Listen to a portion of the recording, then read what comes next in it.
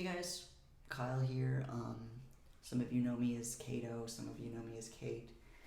Um, when you change your gender, you go through this weird process of changing your name and, whatever. Um, I wear a lot of hats. People always comment about that, so maybe I'll take my hat off for a little bit for this video. People have been asking me how I realized I was trans, and I'm going to talk about that today in this video. I'll try to make it to the point and short and sweet. Nobody likes a 20-minute video. I grew up on the south side of Chicago. I'm about 27 years old. I come from a very Irish Catholic family, so I was never really educated on trans people. It was never really spoken about.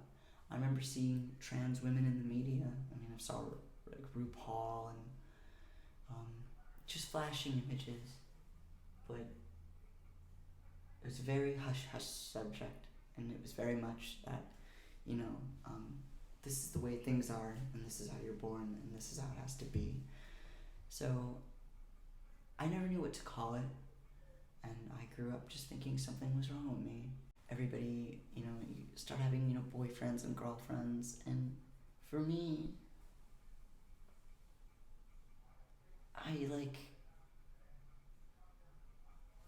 was in love with somebody, and I'll say that I was very much with them, and that now that I look back on it, all through high school and up till I was about 20, and after they abruptly left me, I really kind of came to terms and was like, oh, I must be gay.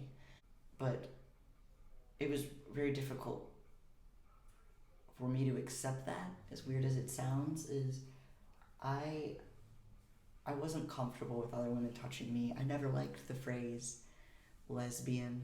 It was a term that I used because I needed to, if that makes sense.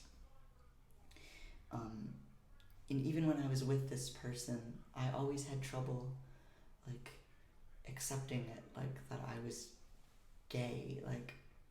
I didn't feel that way. And, after our relationship ended, I moved back home, and I called up my les bros, and I was like, hey, I think I'm gay. And I proceeded to meet some of the most wonderful people in my life. Some of my homies are my best friends to this day, and some of them happen to be trans. And I started to get to know some of them, and after a while, I started to, feel more comfortable expressing myself, even though my family did not like that. I cut my hair short, something I always wanted to do, and it made me feel so much more comfortable. I already was dressing pretty tomboyish, but I learned what a binder was, and I got one of those through a friend at school who was questioning their gender for a little bit and ended up, tried it out, and they were like, this isn't for me. I guess I'm, you can experiment with your gender. Hey, that's cool. Something a lot of people don't realize. It's okay. So I bought their binder from them, and I started wearing it and was like, damn, I feel so much more comfortable with a flat chest, with short hair, being recognized as male. People started to gender me more as male, and I started to read more about that and ask questions, and decided that, hey, I embraced the feminine side of me, and I didn't know if I was comfortable or ready yet to really accept that I was male, even though deep down, you just know something, and even though you don't want it to be true, you're just like, oh, that's me, and it's and it's just like a horrible feeling if that that's what's wrong, but maybe you can do this, and maybe it'll work, and maybe this is what it is. So I started to identify as gender fluid, and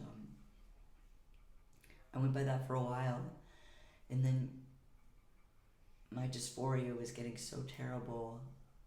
I had another girlfriend leave me, and it really just hit me hard. It was affecting my sex life, it was affecting me emotionally, it was affecting me physically. Any day without my binder was hell.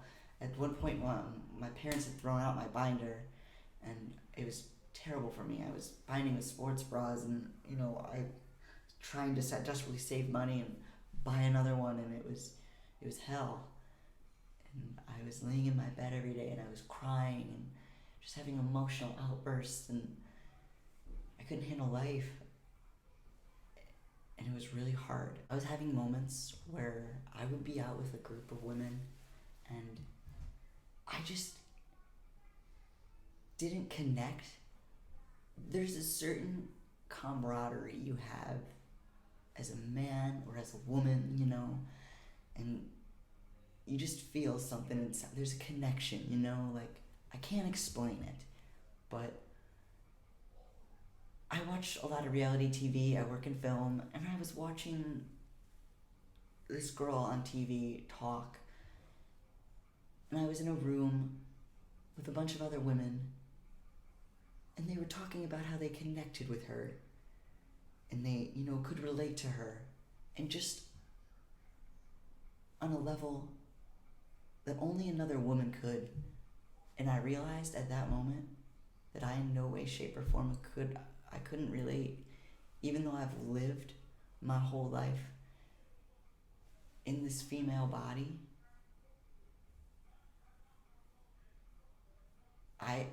I couldn't relate, and I almost broke down and cried right there, because I just realized that wasn't normal.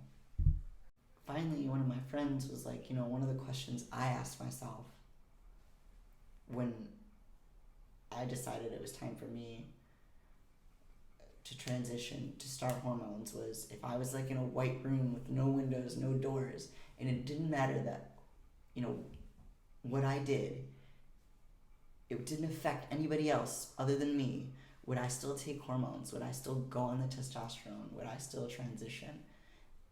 And I said yes. And I called my best friend and I told him I can't do this anymore. I can't live one more day like this. And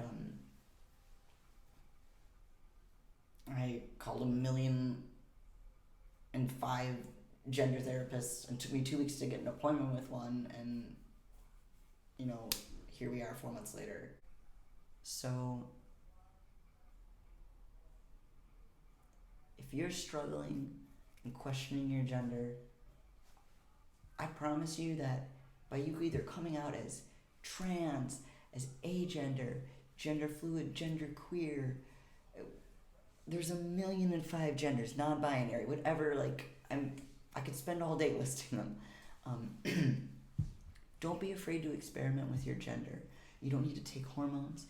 You don't need to immediately change your name. Just be comfortable with you. Be comfortable with yourself, and try it out. The worst that happens is you're like, hey, you know what? I tried this. I'm really glad that I experimented and I learned a lot about myself, but it wasn't the right fit. And you learn something new. It's not the end of the world. It's okay.